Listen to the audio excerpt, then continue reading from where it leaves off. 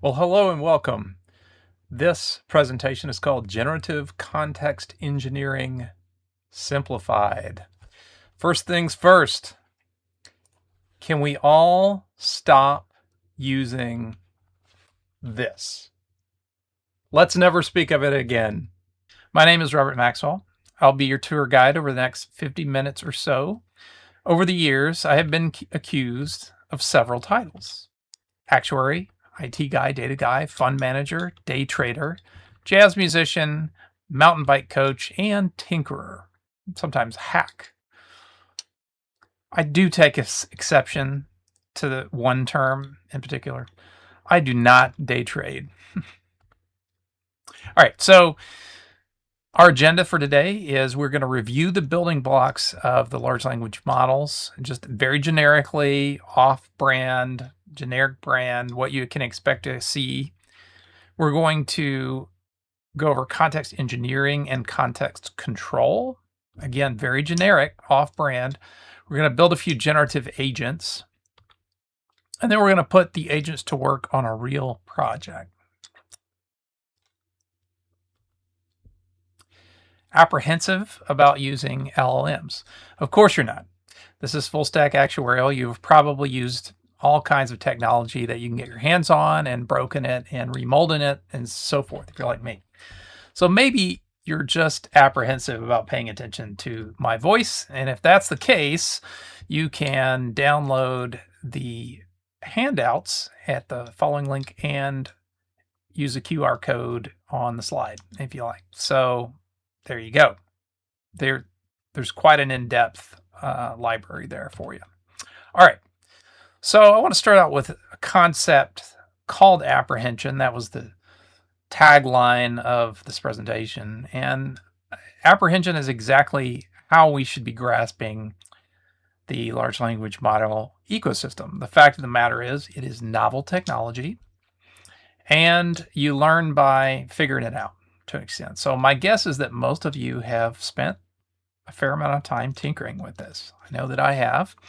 And we're going to start out this presentation with just these underlying comprehensive concepts that you need to keep in mind to help control. So if you've been tinkering around and gotten to a point where you just nothing but hallucination, or you can't get your task across the line, I think the next 10 minutes or so are probably going to help you.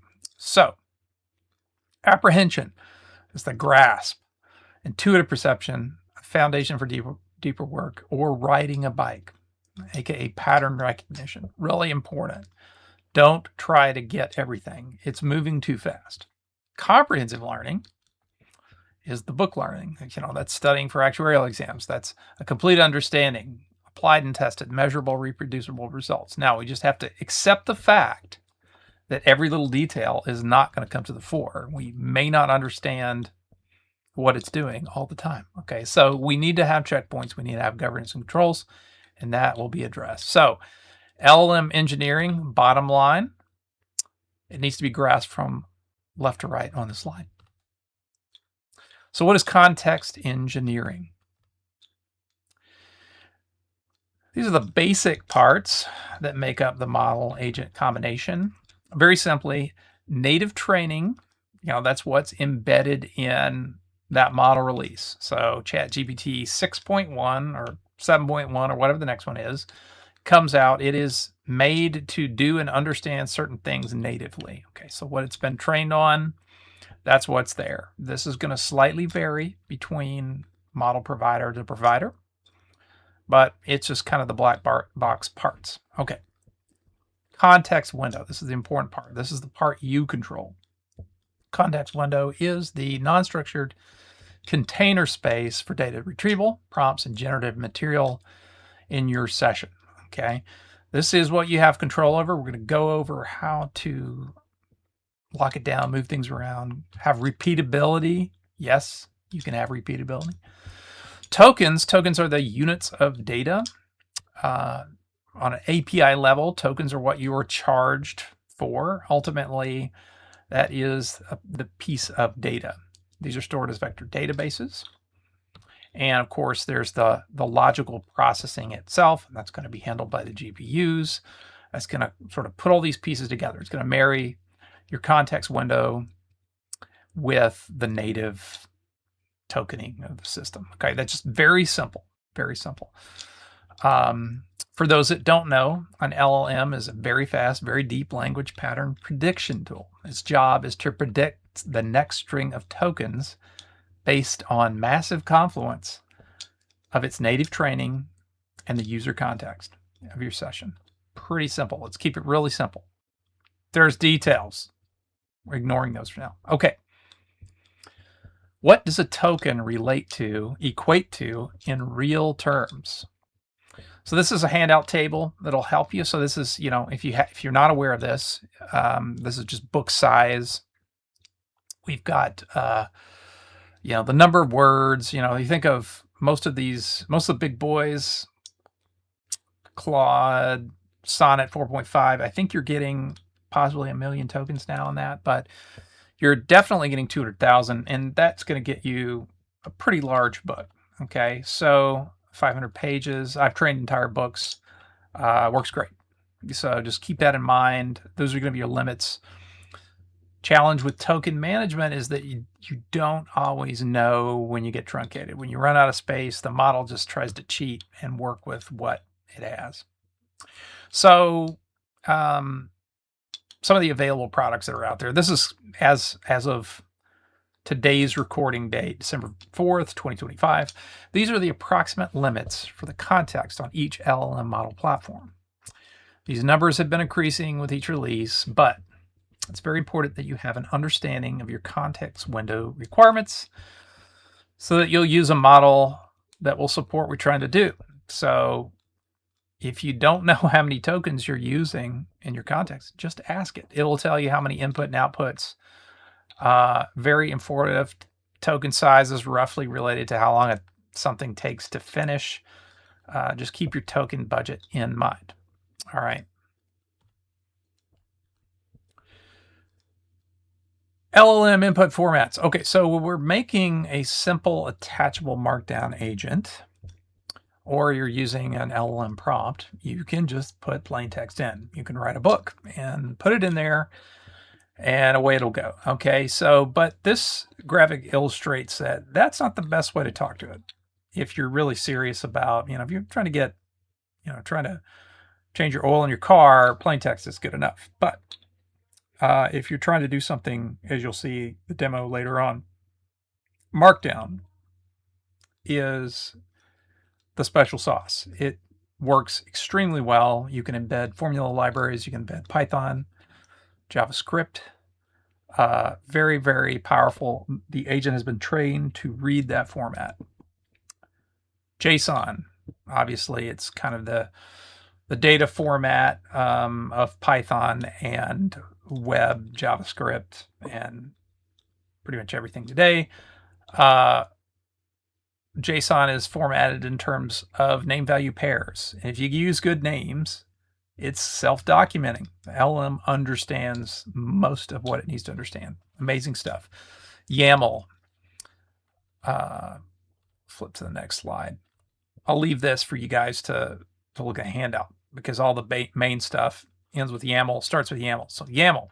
YAML is the special sauce of telling the model how to run in terms of environment variables, metadata, workflow logic. Okay, it runs really, really fast when you set it up that way. So you're going to want a YAML front matter header on your agent. We're going to look at that in detail.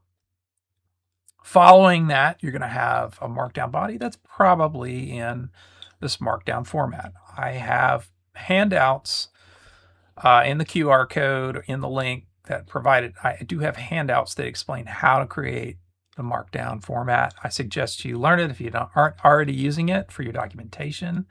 Sell your company, use it for documentation. Understand, if you're in markdown, guys, you can get in Word, you can get in PDF, you can get in an LLM, and it will understand it the best, the fastest. Just keep that in mind. Keep that in mind. I think it's a really good decision to adopt. Okay, YAML detailed. It is a subset of JSON.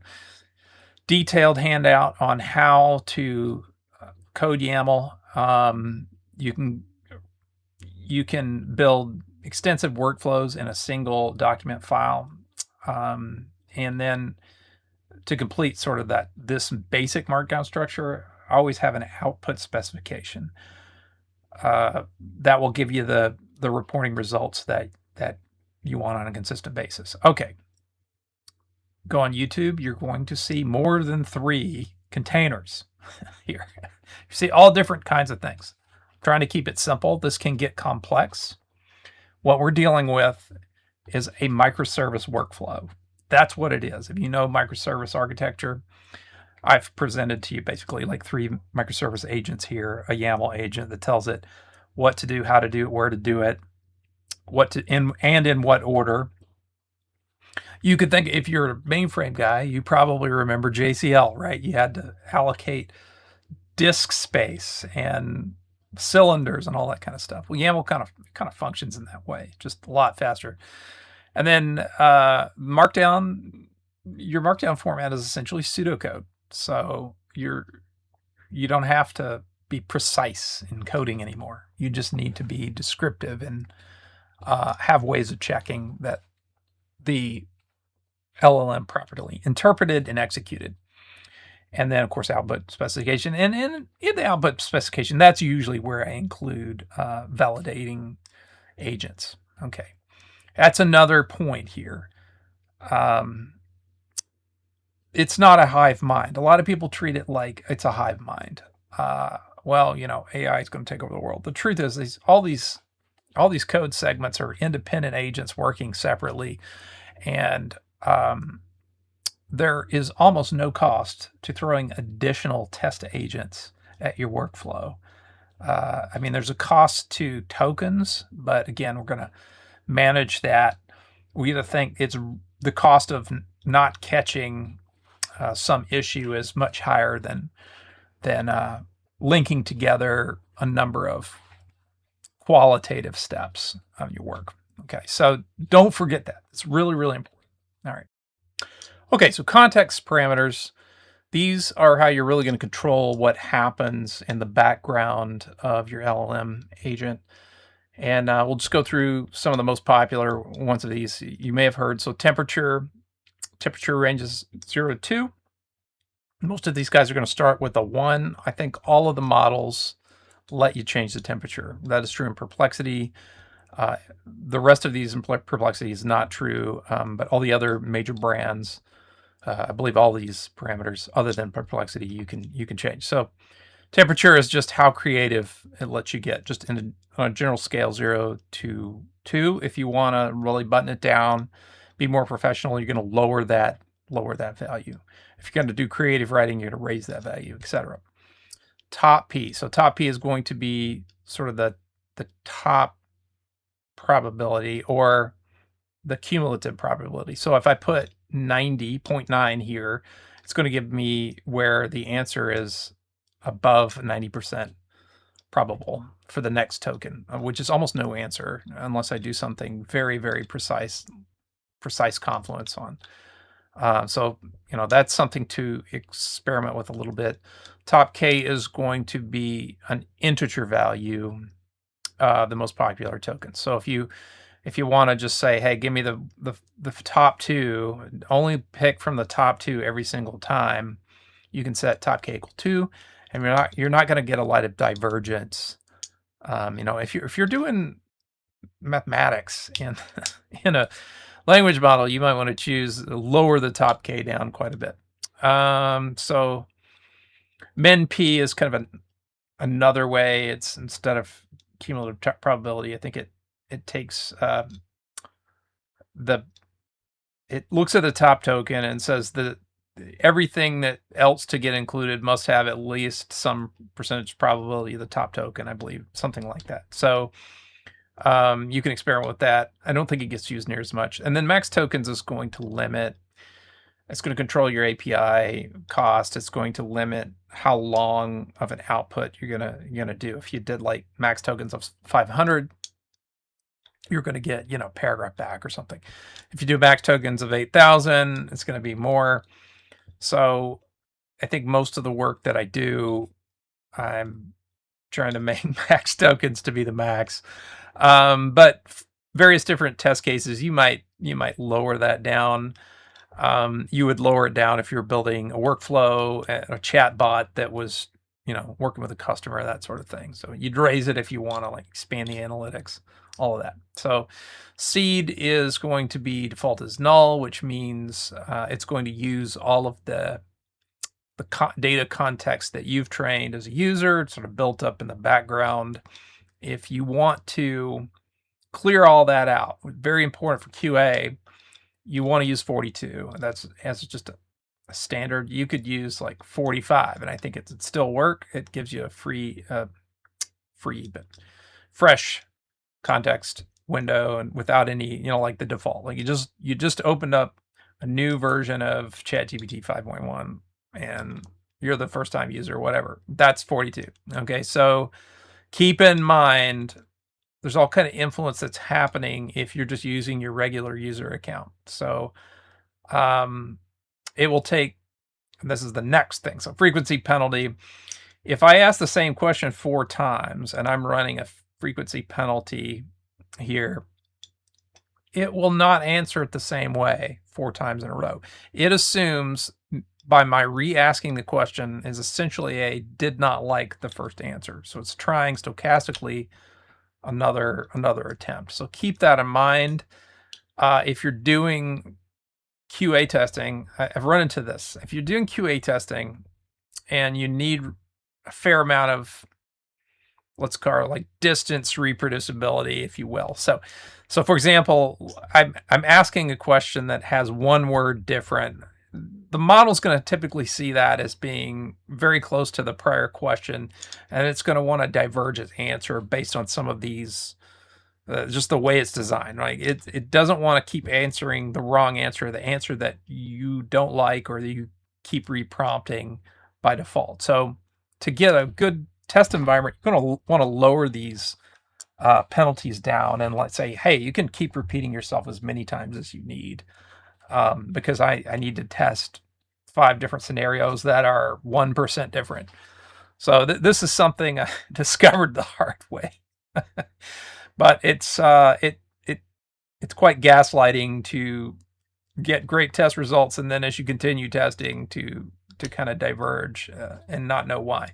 Oh, it doesn't like to repeat itself. So this is going to have, a lot of people don't realize that you can get repeatable, predictable results if you control these on the back end. So let's look at that in detail. All right, so let's look at some experiments with the context parameter settings.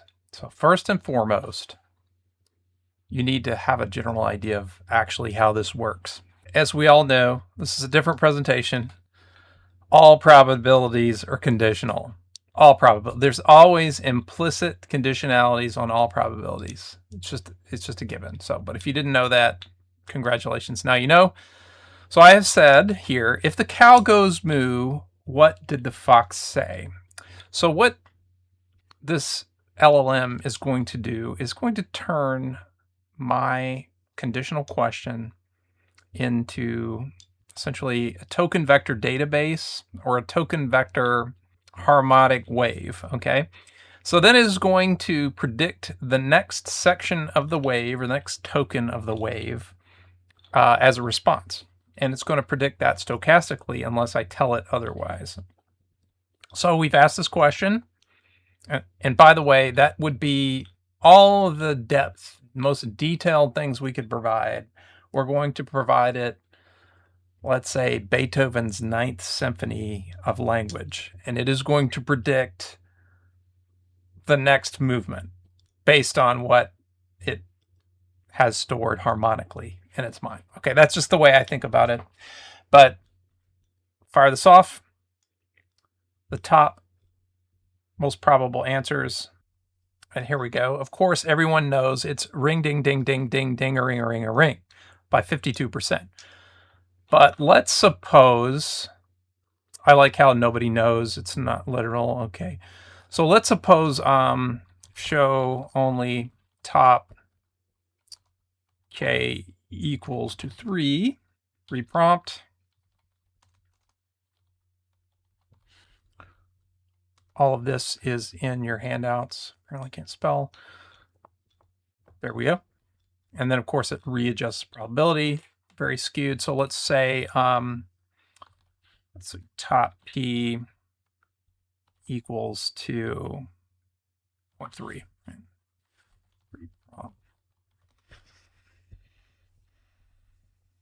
All right, nucleus SAMSO.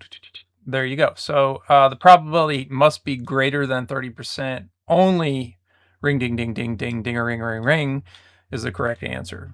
And then, so let's see, top E equal 10%. See if it knows what I want. Yes, it does. There we go. Let's do top P equals 90%. So it just truncates the top 3 answers and so forth. So the high tips, let's use a temperature equals 2. So this is the highest temperature setting. This is going to be the most creativity. And, you know, you're going to see strange things that aren't in the lyrics. That's a joke. Okay. So, another thing you can do is set deterministic equals to true. This is in the user guide handout. And it's going to give you nothing. Oh, no, excuse me. It'll only give you that top answer. This is actually how I run most of my models. And this works in Perplexity. So strongly, it actually now, anytime I interact with Perplexity, it assumes I'm deterministic. And for most of the actuarial work, I would say right here, deterministic equal true, temperature is 0, etc. So just keep that in mind. All right, so let's try frequency penalty.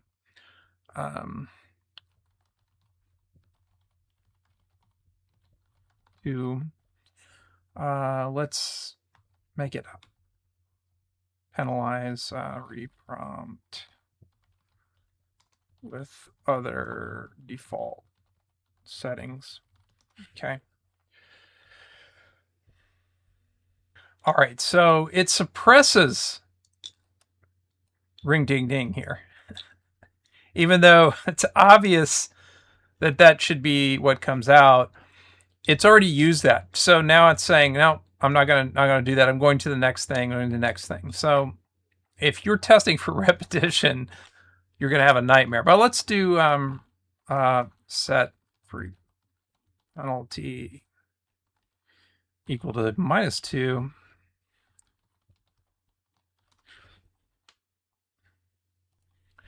So now,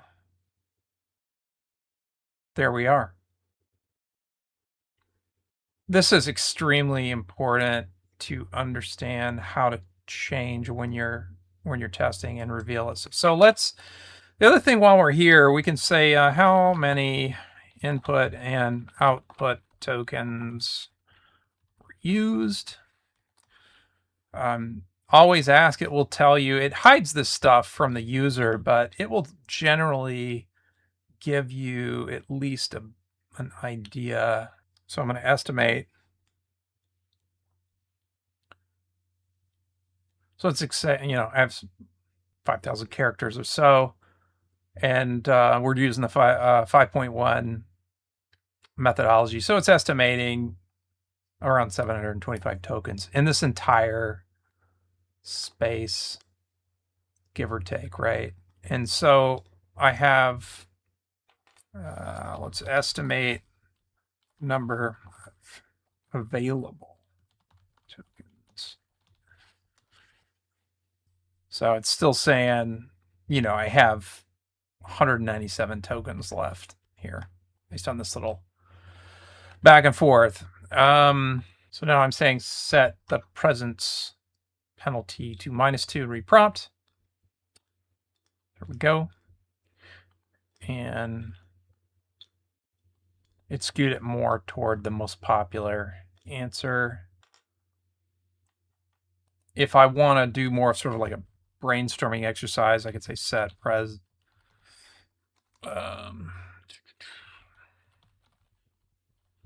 These are the extreme ends.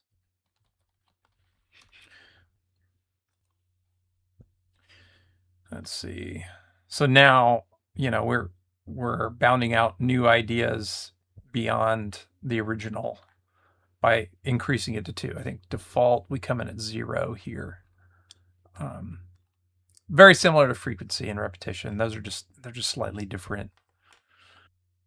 So take these, practice with them, refer to the user guide here for more details. The handout here is this entire GitHub repository. We're going to look at some of these other folders, but in user guides, you're going to have a JSON guide, markdown guide, and the YAML guide. So YAML is going to be where these top level parameters will live if you build it in a giant agent, as we're going to look at in a moment. And if you go to section 7, you're going to see these configuration parameters, and all of this is covered in detail, including examples of how to just drop it in your YAML. So my rather large agent. So this is my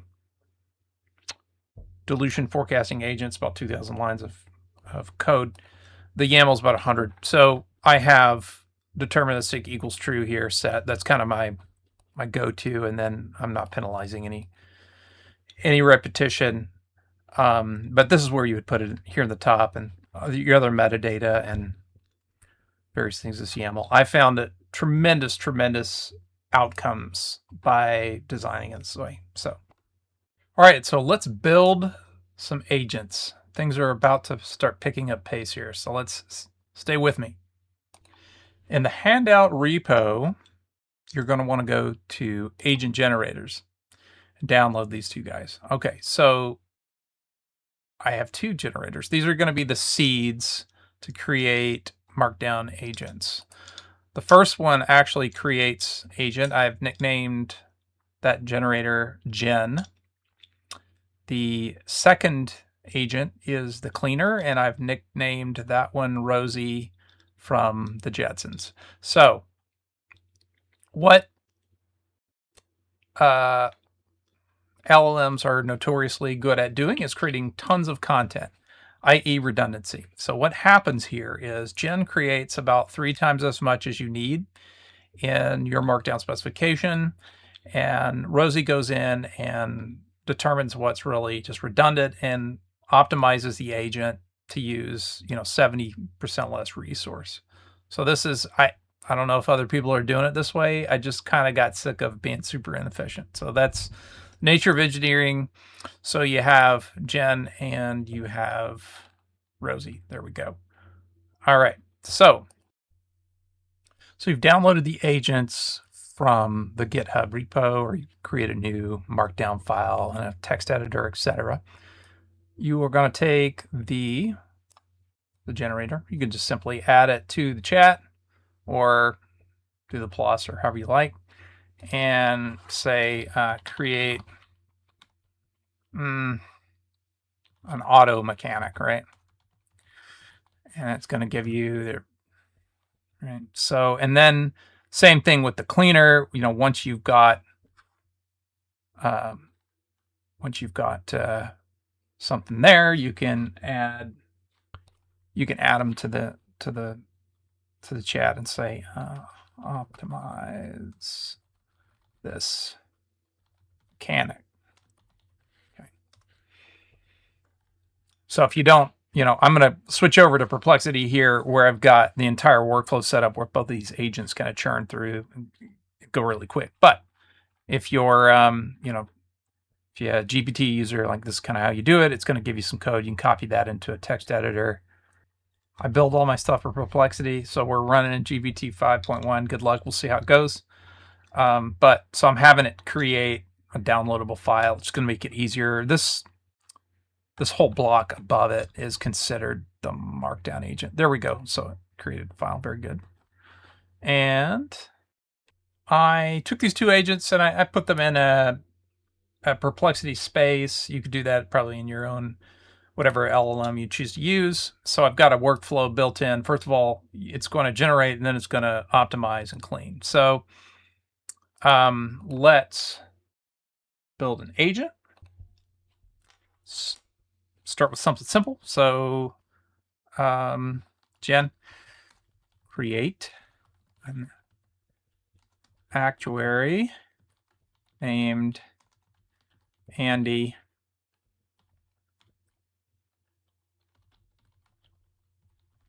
years experience with annuity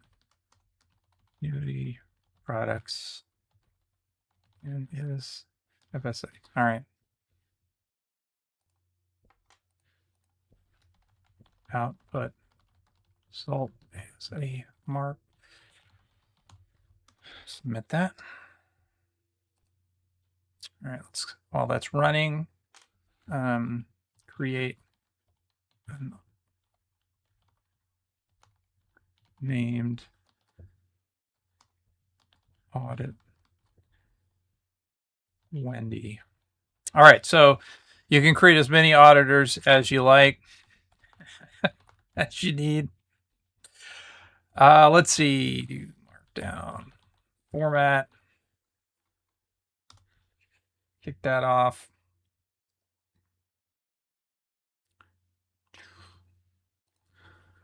And it's just a normal day at the office for me to have like 18 of these things run at the same time. So let's create a business analyst.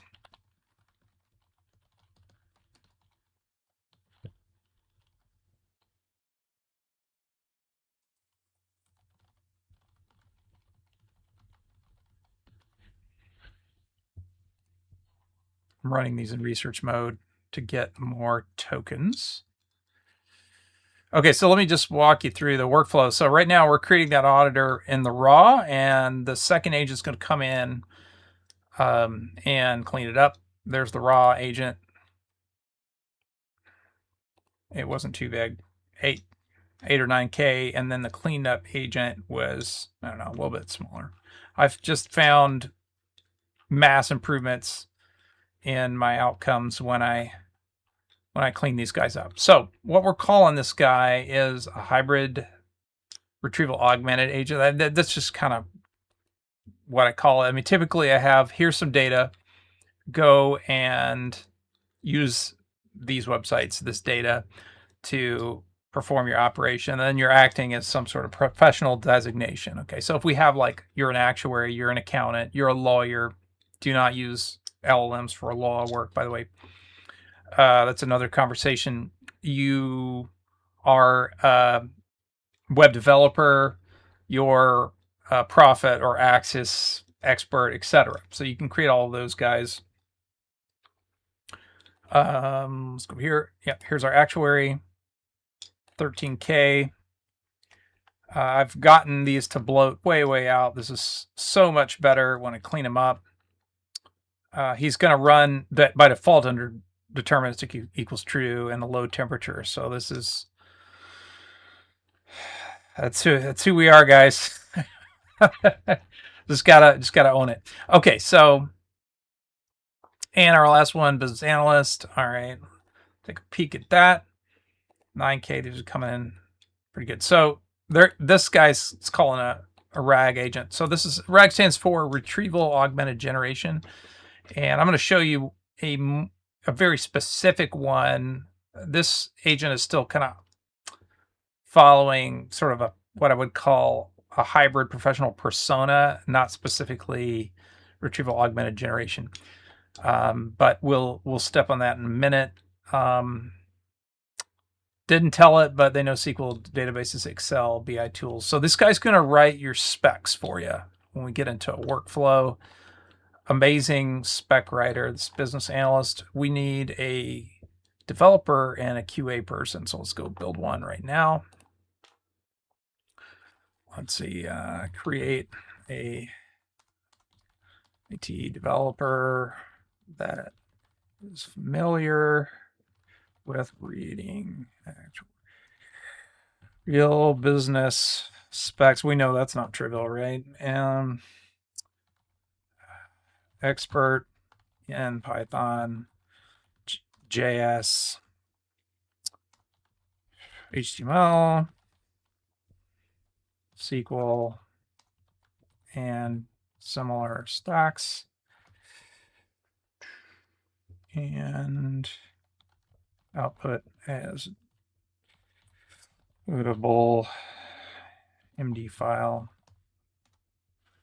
Send that off. And then we need a QA. There's probably, of all of these that I've ever created, and there's been 100 or more, I would say the QA agent is the most valuable, the most powerful. So let's create one now. Create a QA test agent. Agent is expert in writing test cases and executing, knows Python and JS stacks and SQL, no SQL, JSON, etc. Output to MD. Okay. All right.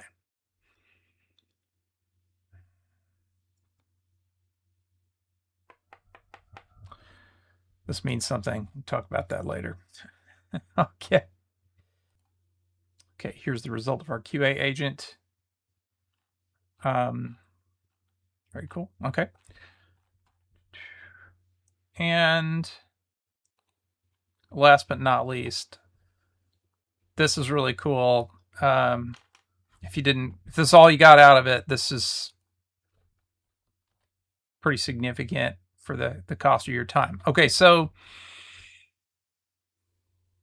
as you all know, we're actuaries and we have standards of practices, otherwise known as ASOPs. These standard of practices look a lot like a specification draft. In fact, that's exactly what they are. It's not in markdown format, but your AI generative agents are going to eat this alive. And let me go ahead and just give it the ASOP 56 standard practice. So what's going to do here, let's fire this off.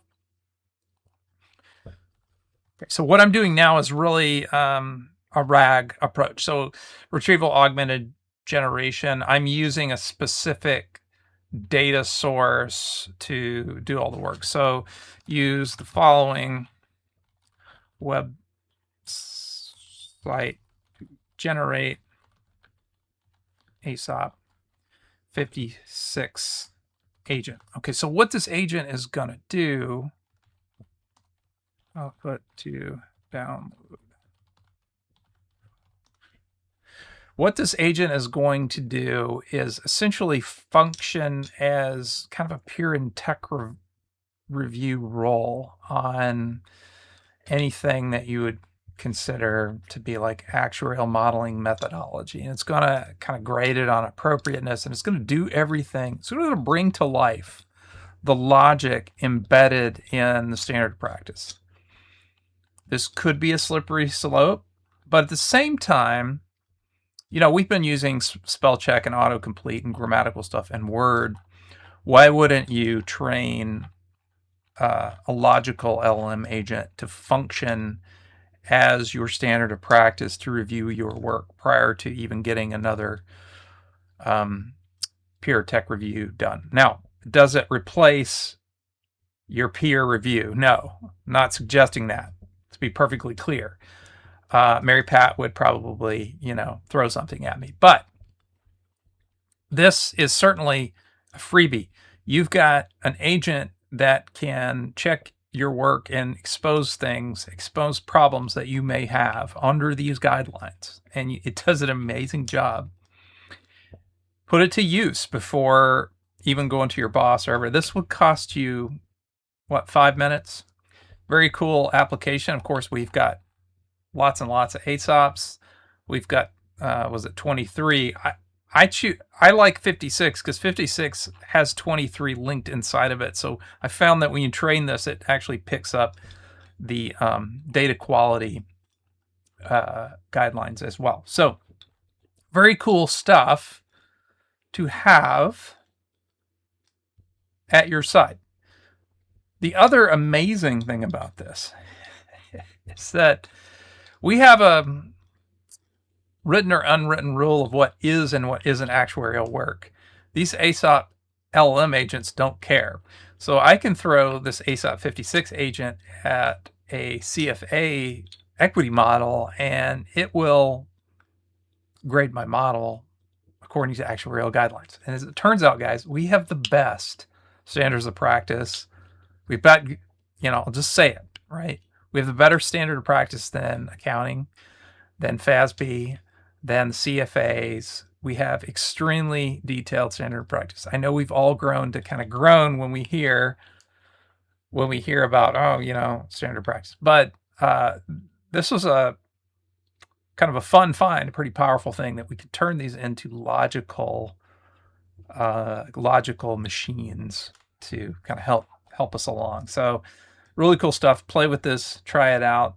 Let me know what you think and what kind of results you get. But so far I've been really happy with having this kind of set of eyes, and I'll go ahead and let this guy complete.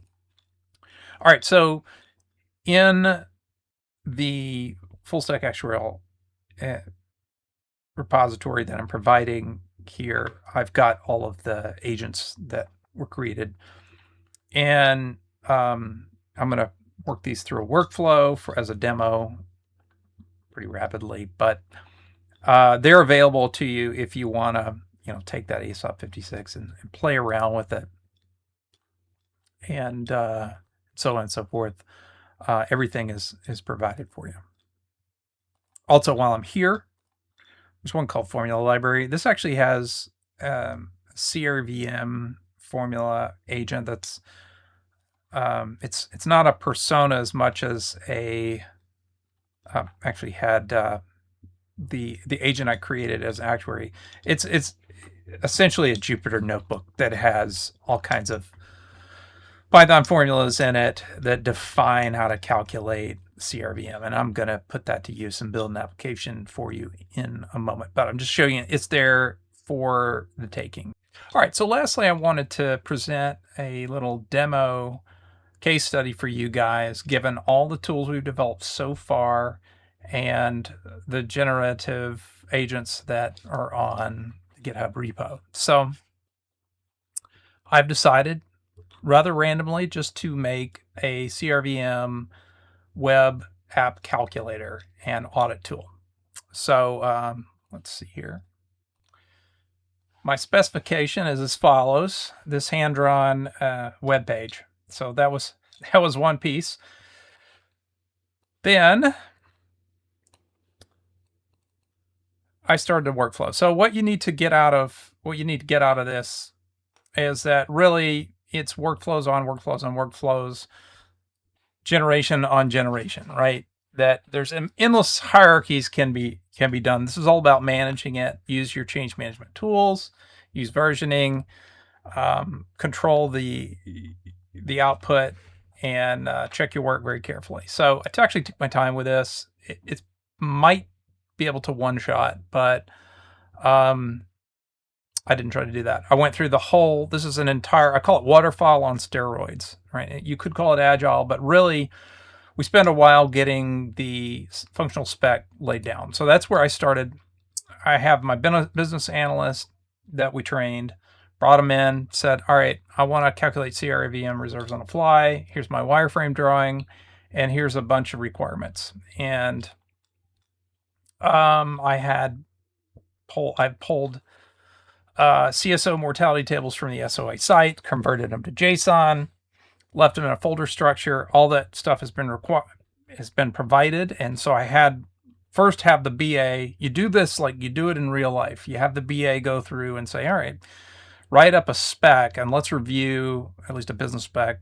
Let's review that and see, do we agree that we want to do the same thing based on the, penciled specs that I gave the BA? And then so it spits me out something like this. Okay, we're going to have this reserve methodology. These are my formulas.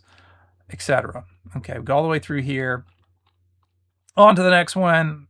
I checked all this, right? This isn't just blind vibe coding. Made a couple of changes. Let's change how we define valuation date. Let's specify how we're going to read, select, and ultimate tables, etc. We go through another round. Get the idea. It's just like real life. It just happens in minutes. Go to the next one, and usually the agent will outline a project plan, next steps, so you can kind of stay with that. So I say, okay, I want to make a few more changes. Then I'm going to have my actuary that I've trained come in, double check from that point of view. I'm going to do Andy's actuarial review. He submits a giant review and identifies some problems. And we go fix his problems. He had 3 critical issues. Then we fix Andy's problems, make the corrections. Again, we're just on the functional specification here, guys. Because once I have the functional specification nailed, the developer will write Python and JavaScript like you wouldn't believe. No problem. But really getting it, you don't want to start developing until you really know what you're doing, because it handles better a clean slate of paper than it does make changes too many iterations. So that's why I say waterfall on steroids, not agile, because you're going so fast. Who cares, right? So spend a lot of time with specification. We go through, we make the corrections summarized in the specification. Add this COI floor. Here's the quick start guide, the corrected spec, all these documents, right? We're still in the first workflow. And I kind of stopped it there and said, all right, I'm going to go to the tech spec build. That's the next step. So I go over to step 2.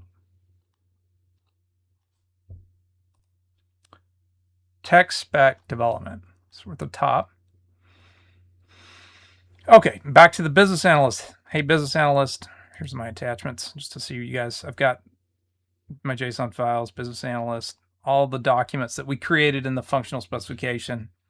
Hey, business analyst, convert the functional specification to a technical specification. We're going to build this on JS. We're going to use, JSON files of my data. All the example files are here, everything. All right. So then it goes and said, all right, I'm going to convert that into the technical specification.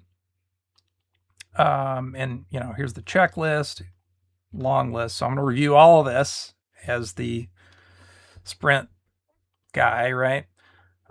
And notice how much, as a user, how much I'm course correcting what the agency on the other side is doing, right? That's something I notice people kind of taking for granted with artificial intelligence, is that it does require course correction. Are you doing enough of that? Maybe you're not. We're talking about minutes here. You can probably work that in. Don't get lazy. That's the temptation. So we're going to go through, we built our tech spec. I'm going to have QA come in and see, does the tech spec match the functional spec?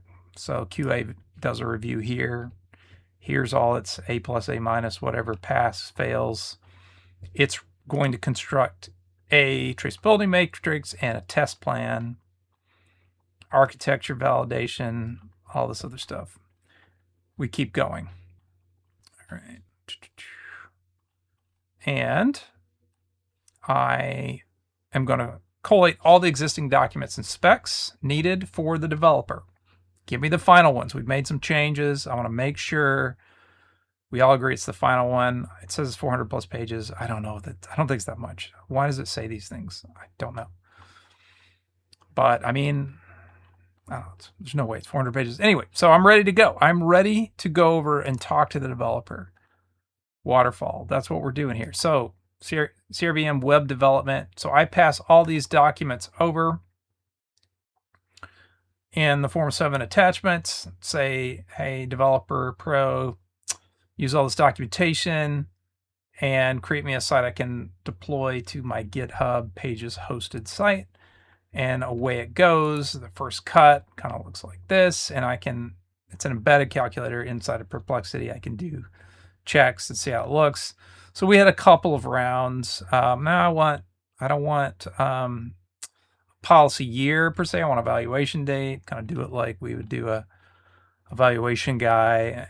And we made a few rounds, some testing, and then when I was comfortable, I have QA come back in and say, all right, QA, here we go. QA, please run the test cases and the test plan.